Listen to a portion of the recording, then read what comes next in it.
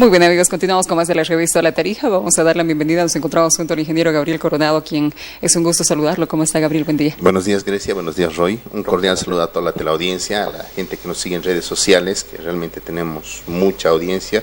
Pues bueno, un saludo para todos ellos. Muchas gracias. Bueno, el tema de ahora es la auditoría que va a realizar la OEA al tema de las elecciones, ¿no? Y la gente se pregunta, ¿no? ¿Qué es una auditoría? ¿A qué nos va a llevar esto?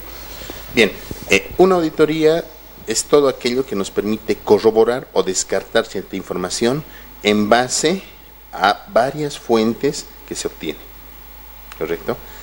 Básicamente, una auditoría informática se da para saber un determinado hecho, si ha habido un fraude, no ha habido un fraude, si la información que se ha introducido es correcta o no es correcta. Tomemos en cuenta que en Bolivia nos falta madurez tecnológica. Bien, ¿qué es la madurez tecnológica? Pues es el conocimiento basado en tecnología para poder implementarla en nuestro país. Ejemplo claro, el TREP. ¿Sí? Si bien no era vinculante, y siempre lo vamos a decir eso, el TREP únicamente era informativo. Lamentablemente ha pagado consecuencias esta elección con el TREP, porque al generar tanta polémica, la gente ya duda de las elecciones. Dicen si efectivamente serán legales, no serán legales, qué habrá pasado, ¿no? Y pueden dudar incluso hasta de una nueva elección. Pueden dudar de una nueva elección. Usted dice de que se extrae información de diferentes fuentes. En este caso, del órgano electoral plurinacional, extraen esta información. ¿Desde dónde? Bien, a ver, la imagen que nos acompaña podemos explicarlo un poquitito, ¿no? Tenemos a un lado en color lila, que es el TREP, ¿ya? Que está aislado. Más adelante vamos a explicar por qué está aislado. Tenemos en color negro, que es el OEP, el órgano electoral plurinacional. Tenemos al lado izquierdo el que dice primera fuerza. Tenemos al lado inferior el que dice segunda fuerza. Y por último tenemos otro parámetro que nos dice otros. Estas tres fuentes de información van a alimentar una base de datos. Es decir, ejemplo, mesa 1. El órgano electoral ha sacado 60% para la fuerza 1, 40% para la fuerza 2, ejemplo. Entonces, la información de la fuerza 1 tiene que dar el mismo resultado. La información de la fuerza 2 tiene que dar el mismo resultado. Coincidir, ¿no? Tienen que coincidir. Y los otros son los jurados electorales, los delegados de mesa, los representantes, gente que ha participado en el proceso eleccionario. Entonces, con dos o más fuentes de información, ya podemos ir saneando la base de datos y llegar a un punto de decir, ya, del 100% de las mesas electorales, el 80% está saneado. Entonces ya tenemos un margen más aceptable de confiabilidad en una elección. ¿Se puede hacer una auditoría del 100%? Se puede hacer una auditoría del 100%. ¿Pero esto llevaría cuánto tiempo? Pero el asunto es, acá tomemos en cuenta un factor. En muchas mesas no ha habido delegados de mesa de los otros partidos. Ese es un factor. Entonces, únicamente tendríamos dos fuentes de información que generarían discrepancia, ¿sí? Generarían cierta duda. Entonces, lo mejor es únicamente basarnos en en mesas que haya más de dos fuentes de información. Es decir, fuerza 1, fuerza 2 y los delegados de mesa. Yo veo otro problema acá, Gabriel.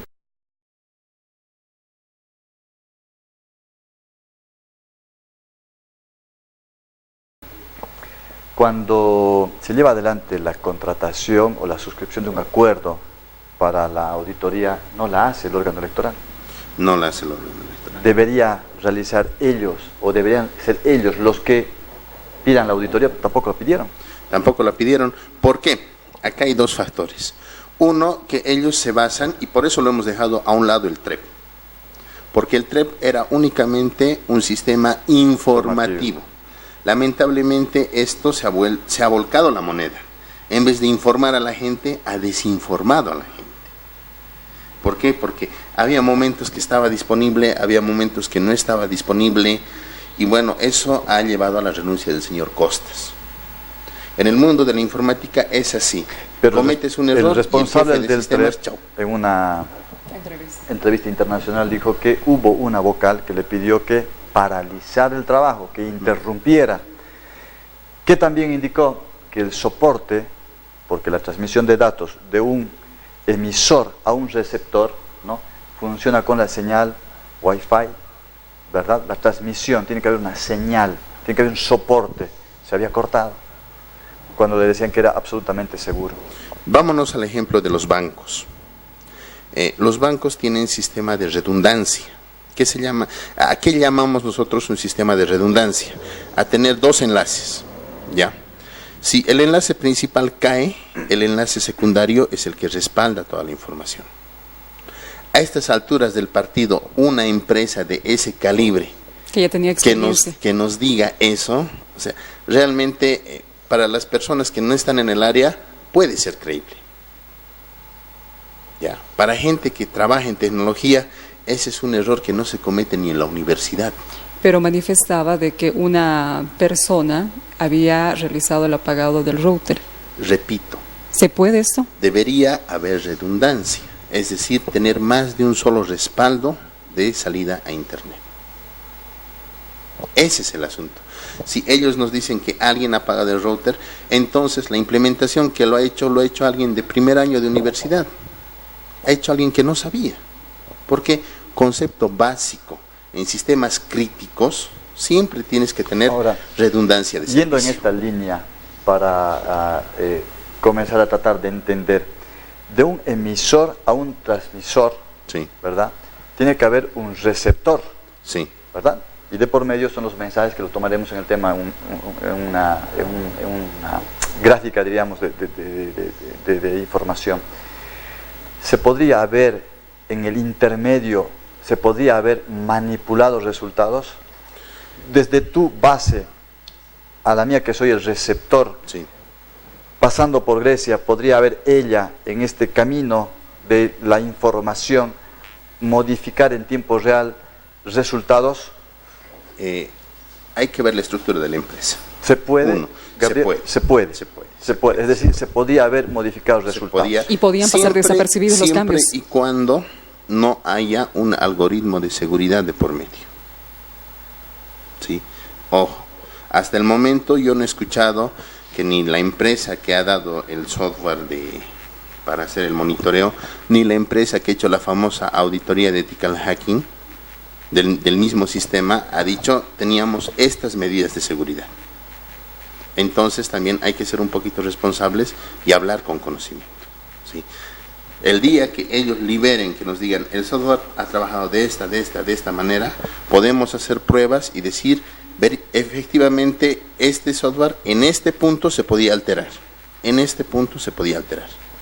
Hasta el momento que nosotros no tengamos información concreta, no se puede vertir una opinión. O sea, desde el punto técnico, lo que me pregunta si se puede, sí y no.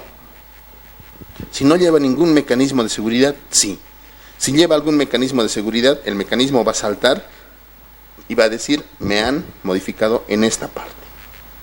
Claro, se entiende, ¿no? Por las transmisiones, por ejemplo, de los premios Grammy, ya no, estas transmisiones, coloco como ejemplo, son en vivo, pero tienen una diferencia de segundos, sí, en las cuales les da tiempo a quienes están transmitiendo, que es casi simultáneo, pero con un retraso de 1 minuto, 2 minutos, tener la posibilidad de poder acomodar alguna situación que en algunas veces ha sido vergonzosa. Entonces, se puede efectivamente vulnerar sistemas cuando se hacen capturas en vivo con cierta, no sé qué término técnico es, cuando existe este retraso que llega la señal al punto de destino, ¿no? De origen a destino. Se llama retardo de buffer, ¿no? Es el tiempo que tarda en llegar el mensaje o la emisión desde el emisor hasta el receptor, ¿no? Pero nuevamente aclaramos, o sea, por más que queramos hacer N auditorías al TREP, el TREP no ha sido vinculante. Lo que tenemos que concentrarnos en caso de que queramos una auditoría, tiene que ser a esas bases de datos. El TREP es una evidencia contaminada. ¿Sí? No, y no se va a realizar la auditoría al TREP según lo que se ha manifestado, no va a ser a esto. Sí, aparte que se ha generado demasiada polémica, o sea, al ser una evidencia contaminada ya no es confiable. Si haces un examen a un animal enfermo, no puedes garantizar que el resto de los animales va a estar sanos.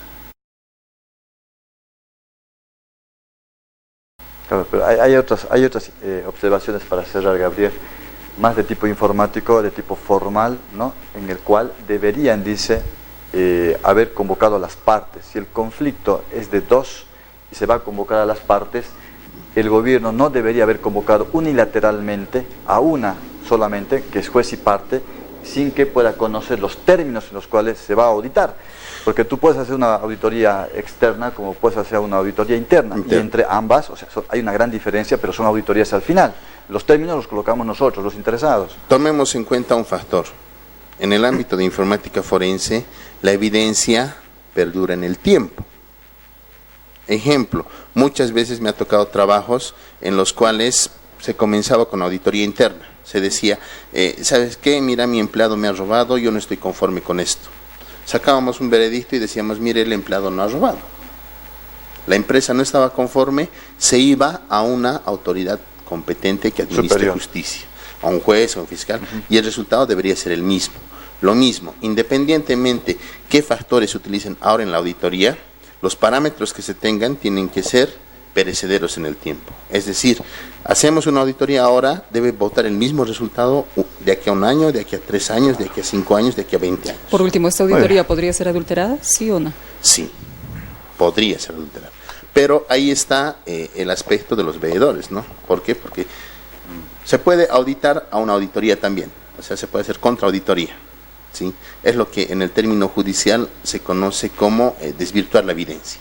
Ahora, bueno, el órgano electoral también ya dio su veredicto, ¿no? Su palabra, dijo, por ningún motivo se va a anular esta elección, es decir, parece que no tendría... Que más allá de que se haga o no se haga auditoría, no tiene sentido. La auditoría, no tendría sentido la auditoría si el órgano electoral mantiene una postura no de apertura a un posible error, no habla de fraude, un posible error, de irregularidades que se han generado, de fallas que ha tenido como sistema, como mecanismo de elección, sino el órgano electoral ha indicado claramente su posición. Más allá de lo que diga la auditoría, no va a convocar. Hay que tomar en cuenta que papel aguanta todo, ¿sí? Nadie sabe qué puede pasar. Por ahí renuncian todos los vocales. Ahora llegan nuevos vocales. Gabriel, por el tema del tiempo, te agradecemos mucho por haber estado aquí. Vamos a seguir hablando de estos temas, evidentemente. Con esto hacemos una pausa publicitaria, pero cuando regresemos estamos ya en estudio junto al doctor David Mendieta León, que va a estar hablando acerca de salud dental luego del corte. Ya volvemos.